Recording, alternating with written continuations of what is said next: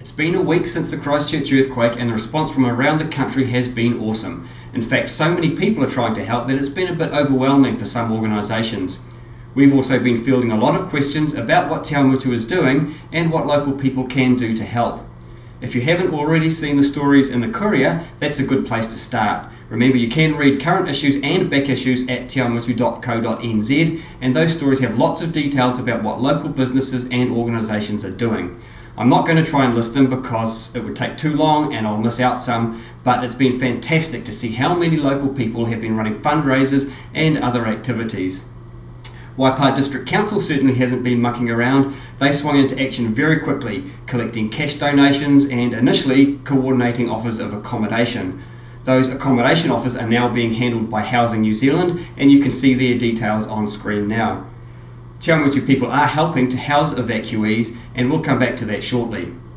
The council has sent staff to help out at the Civil Defence headquarters in Hamilton, and they've sent specialist staff down to Christchurch to help with building inspection and compliance. They also have other staff on standby, and they're giving more training in incident management so that they have even more people ready to assist if necessary. The council has also held a shared lunch to raise money, and they're helping Sport Waikato with a fundraising event on the 18th of March. You can follow the council's work on their Facebook page at facebook.com/Waipa Home of Champions.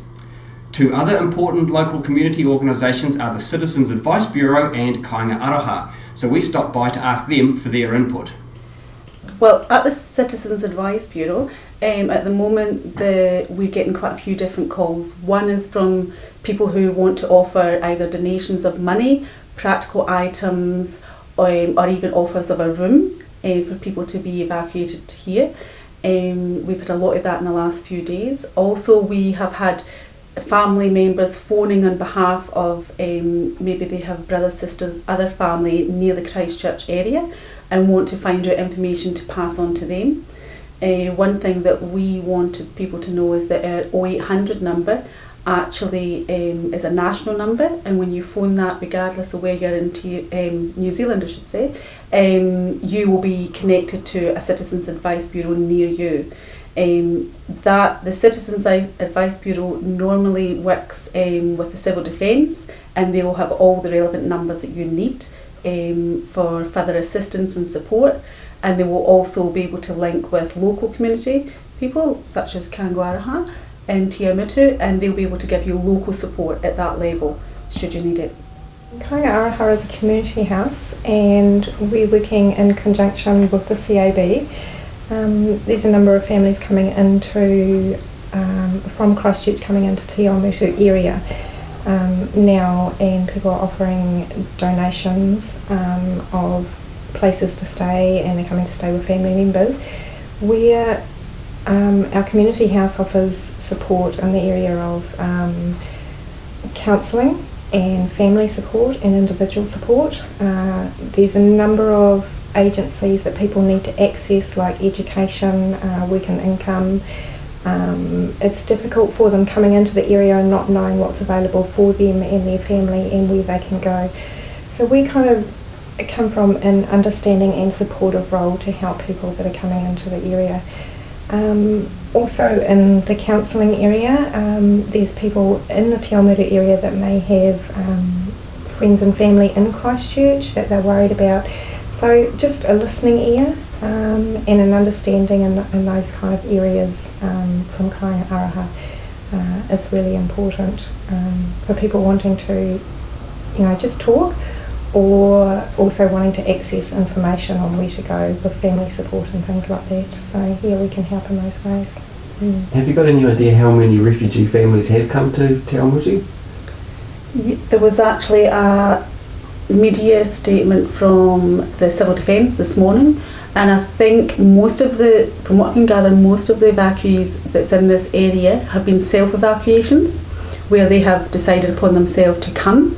There hasn't been any actually coordinated ones, other than the ones who have had emergency health needs or have special needs, and they have been actually located either in the hospitals or residential care. And as far as we've been told, they're all fine and well cared for, and all their needs are being met, basically. So, the rest of them are all families who have actually got maybe friends here or family and decided to move back into this area for some support, and they need to make sure that they register with working incomes as soon as possible to make sure that they do get all the assistance that they actually need. If they don't, then they could go wanting, which is what we're finding. So, and some of the schools have children already come into the schools, so yeah. And the Ministry of Education has actually contacted all the schools and told them that they should take kids that are coming from Christchurch. There's usually a stand down period. They've been told to make sure that they get them settled in as quick as possible, and that all funding will be made, so there shouldn't be any problems. And there is 0800 numbers, etc. If there is any problems, they just give us a call and we can get them to the right people if there's any issues.